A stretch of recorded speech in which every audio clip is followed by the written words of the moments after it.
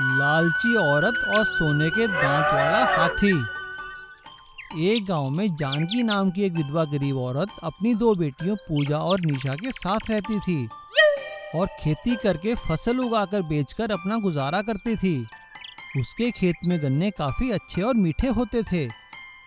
एक साल जानकी के गन्ने की फसल काफी अच्छी हुई।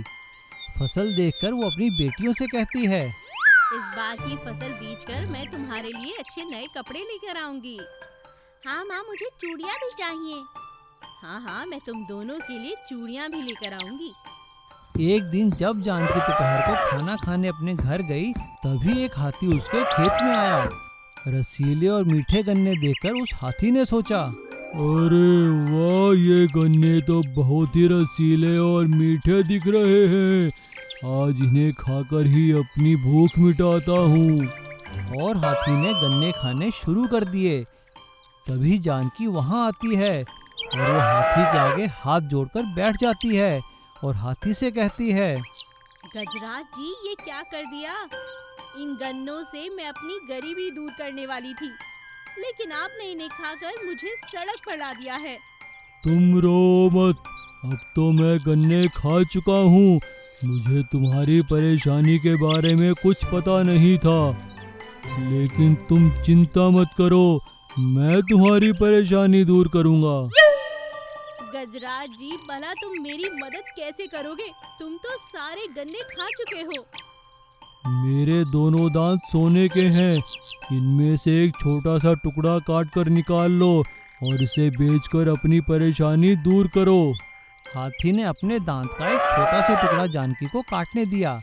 जानकी उसे लेकर सुनार के पास गई और उसे बेचकर उसे काफी अच्छे पैसे मिले।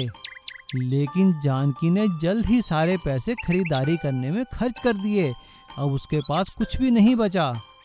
जानकी कुछ मीठे और रसीले गन्ने लेकर हाथी के पास गई और उसने हाथी को गन्ने खिलाकर उससे कहा, मेरे सारे पैसे खत्म हो गए हैं, क्या तुम मेरी मदद कर सकते हो?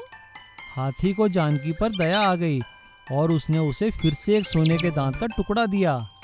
लेकिन अब जानकी के मन में लालच आ चुका था। पैसे खत्म होते ही जानकी ने सोचा, लगता है इस बार ये हाथी मेरी मदद नहीं करेगा। मैं इस बार इसके दोनों दांत ही निकाल दूंगी। जानकी गन्नों में नशीली दवा मिलाकर हाथी के पास गई और हाथी के गन्ने खाने की प्रतीक्षा करने लगी। लेकिन गन्ने खाते ही हाथी को समझ आ गया कि गन्नों में नशीली दवा मिली है और उसने गुस्से में आकर जानकी को सूंड में उठाकर दूर फेंक दिया और उससे कहा, लालची औरत, चली जाओ यहाँ से, वरना मैं तुम्हें जान से मार दूंगा। जानकी ने हाथी के काफी हाथ पैर जोड़े और उससे माफी मांगने लगी। नहीं, बिल्कुल नहीं, मैं तुम्हें माफ नहीं करूंगा। मैं यहाँ से जा रहा हूँ, तुम फिर कभी मेरे सामने मत आना। ऐसा कहकर सोने के दांत वाला हाथी जंगल की ओर चला गया और फिर कभी वापस नहीं आया। सोनिया बहुत ही होनहार लड़की थी। वो पढ़ाई लिखाई में बहुत अच्छी थी। साथ ही उसे सजने संवरने का भी खूब शौक था। उसके शौक को देखकर उसकी माँ ने उसे ब्यूटी पार्लर का कोर्स करा दिया। सोनिया की शादी एक छोटे से कस्बे माधवपुर में हो गई। उसका पति चंदन और उसकी सास उसे बहुत पसंद करते थे। हमारी बहू तो बहुत ही होशियार है। उसने ब्यूटी पार्लर का कोर्स भी कर रखा है। माँ, सोनिया चाहती है कि वह अपना एक ब्यूटी पार्लर खोले। हाँ, अगर वैसा करना चाहती है तो मैं उसके साथ हूँ।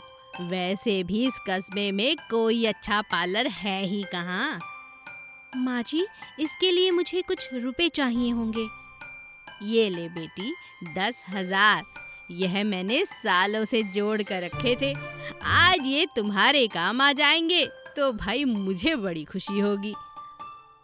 सोनिया उस पैसे से घर में ही एक कमरे में पार्लर का काम शुरू कर देती है। उसकी सास भी जगह जगह उसकी तारीफ करती नहीं थकती। कुछ ही दिनों में उसका पार्लर हर जगह मशहूर हो जाता है। सोनिया, जब से तुमने ये पार्लर खोला है तब से मैं बहुत ही खुश हूँ। इतना अच्छा काम करती हो तुम, कभी कहीं और जाने का मन ही नहीं करता। दीदी, जो भी यहाँ काम करता है उसे मैं फ्री में मेहंदी लगा कर देती हूँ। आपका जब मन हो आप मुझसे मेहंदी लगवाने ज़रूर आना। अरे वाह, यह स्कीम तो तुमने बड़ी अच्छी रखी है। स्कीम की वजह से एक ही महीने में सोनिया ने खूब कमाई कर ली थी। एक दिन सोनिया अपनी सास के पास आई और बोली, माँ जी, ये लीजिए 10,000 रुपए। क्या हुआ बेटी, तुम ये पैसे क्यों लौटा रही हो? आपने इतने प्यार से जो मुझे पैसे दिए थे उनका ऋण तो मैं कभी नहीं उतार सकती, मगर ये पहली कमाई है माँ। आप इस कमाई को अपने पास ही रखिए, मुझे बहुत खुशी होगी। सोनिया की सास बहुत खुश हो जाती है। पैसों को लेते हुए वो बोलती है, इन पैसों से अपने पार्लर के लिए और सामान ले आओ। मैं तुम्हारी तरक्की से बहुत खुश हूँ बेटी। मेरा बेटा, मेरी बेटी, तुम मेरी बहू नहीं हो, बेटी हो।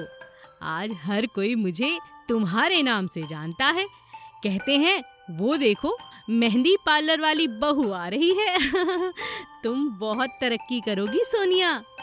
सोनिया ने खूब मेहनत करके खूब पैसे कमाए और उन पैसों से अपना घर और बड़ा कर लिया। मेहनत करने वाले इंसान की कभी हार नहीं होती। चूहे से शादी। मोहन और उसकी पत्नी एक गांव में रहते थे। उनकी शादी को कई साल बीत गए, लेकिन उनके अभी तक कोई संतान नहीं थी। इसी कारण वे परेशान और उदास रहते थे। सुनो जी, हमारे गांव में एक बहुत बड़े संत आए हैं। सुना है वे सबकी मनोकामना पूरी करते हैं। चलिए ना, हम भी उनका आशीर्वाद ले लेते हैं। मोहन और उसकी पत्नी संत के पास आशीर्वाद लेने पहुंचे। संत ने उन्हें एक चूहिया दी और कहा, ये लो, आज से ये चूहिया तुम्हारी संतान है। जब तुम दिल से इसे संतान मान लोगे, ये इंसान रूप में तुम्हें मिल जाएगी। और ऐसा ही हुआ। जैसे ही मोहन ने उसे गोद में बिठाया, वह एक छोटी बच्ची बन गई। संत को प्रणाम कर वे अपने घर लौट आए और अपनी बच्ची का नाम रखा आशा। कई साल बीत गए, आशा भी बड़ी हो गई थी। मोहन और उसकी पत्नी अपनी बेटी को खूब प्यार देते। वे भूल चुके थे कि वह एक चूहिया है।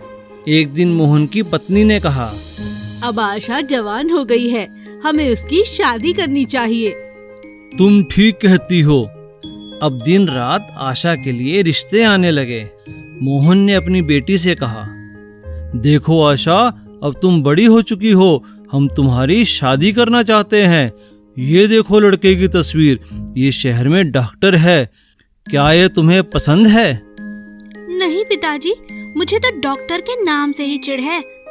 तो इसे देखो, ये तस्वीर एक अध्यापक की है।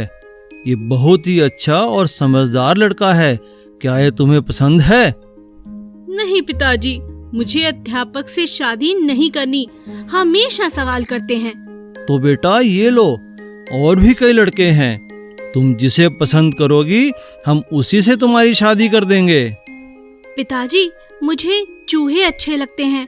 आप मेरी शादी एक चूहे से कर दीजिए। यह सुनकर मदन ने कहा, समझ गया बेटी, तुम ठीक कहती हो। हमें सुख देने के लिए तुम इंसान बनी रही, अब तुम असली रूप में आ जाओ। मैं तुम्हारी शादी एक चूहे से करूंगा। और इस तरह मोहन ने अपनी बेटी की शादी एक चूहे से कर दी और खुशी खुशी रहने लगे। रमा भाई बहनों में सबसे बड़ी थी, लेकिन सबसे ज्यादा कंजूस भी। सभी लोग उसकी इस कंजूसी की आदत को बखूबी जानते थे, लेकिन बड़ी बहन थी, इसीलिए कोई उसे कुछ नहीं कहता था। रमा की शादी भी ऐसे घर में हुई जहाँ सभी लोग बहुत कंजूस थे। एक दिन बाजार में रमा को मोल भाव करता देख उसकी सास बहुत खुश हुई। शाबाश बहू, तुम ही तो हो मेरी सबसे कंजूस बहू और सबसे समझदार भी। जो पैसे बचाती हो अलग रखा करो, वरना बाकी दोनों बहुओं की तरह देखो सारे पैसे उड़ा डालती हैं। जरा भी कंजूस नहीं, पैसे क्या पेड़ पर लगते हैं। एक बार रमा अपने मायके में कुछ दिन रहने के लिए जाती है। रमा खाना बना रही थी, तभी उसका छोटा भाई मनोज उसके पास आता है। रमा दीदी, भूख लगी है, खाना दे दो प्लीज। अरे खा खा के क्या गोलू बनना है तुम्हें? बैठकर टेबल पर पढ़ाई करो, समझे? शाम को खा लेना और रोटी, बस बहुत हुआ। मनोज मायूस होकर वहाँ से चला जाता है। माँ ने पिंकी और मनोज को खूब बिगाड़ रखा है। अब भला 4 रोटी कौन खाता है इतनी महंगाई के जमाने में? एक दिन रमा पिंकी और मनोज के साथ पिक्चर देखने जाने का प्लान बनाती है। दीदी, पिक्चर देखने का मजा तो पीवीआर में आता है। बोलो तो मैं वहीं की टिकट ले आऊं? अरे हमें पिक्चर ही तो देखनी है, 2 घंटे में तो खत्म भी हो जाएगी। काहे को इतनी दूर पीवीआर तक जाना, पैसे खर्च करना, जाने का किराया और वहाँ की टिकट। हे भगवान, बड़ी महंगाई है, नहीं जाना। हम लोग कल पास के थिएटर में पिक्चर देख लेंगे, वो सस्ता भी है। मनोज और पिंकी एक दूसरे को देखकर चुप हो जाते हैं। इंटरवल में पिंकी बाथरूम जाने के लिए उठी, लेकिन अंधेरे की वजह से उसका पैर मुड़ गया और पाँव में मोच आ गई। अरे पिंकी, क्या हुआ तुम्हें? क्यों गिर गई? माफ करो दीदी, मुझे सीढ़ियाँ दिखाई नहीं दी, अंधेरा सा छा गया था, शायद इसीलिए मैं गिर गई। पिंकी, तुम ठीक हो ना? हाँ, बस पैर में थोड़ा सा दर्द है। लगता है इसे ज्यादा चोट आई है, हमें भी डॉक्टर के पास जाना चाहिए। अरे नहीं, अभी कैसे? 1 घंटे बाद पिक्चर खत्म होगी, चले जाएंगे डॉक्टर के पास। इतनी भी क्या जल्दी है, क्यों बेकार के पैसे खर्च करने? मनोज और पिंकी चुपचाप वहाँ बैठे रहते हैं। पिक्चर खत्म हो जाती है। रमा देखती है कि मनोज और पिंकी वहाँ नहीं है। अरे मनोज पिंकी कहाँ चले गए? कहीं दिखाई नहीं दे रहे। चलो घर ही गए होंगे, चल कर देखती हूँ। रमा घर पहुँचती है तो माँ बहुत नाराज होती है। रमा, यह तुमने ठीक नहीं किया। तुम्हारी बहन को चोट लगी थी और तुम हो कि पिक्चर देखने में लगी थी, उसका ख्याल भी नहीं रखा। कैसी बड़ी बहन हो तुम? तुम्हारे ससुराल वाले तुम्हारी हरकतों से बहुत खुश होंगे, पर मैंने तुम्हें कभी भी इतनी कंजूसी नहीं सिखाई। माँ की डांट सुनते ही जैसे रमा पर मानो सैकड़ों घड़ों पानी पड़ गया हो। उसे अपनी गलती का एहसास हो गया था। रमा ने मनोज और पिंकी से तुरंत माफी मांगी और दोबारा इतनी कंजूसी ना करने की ठान ली।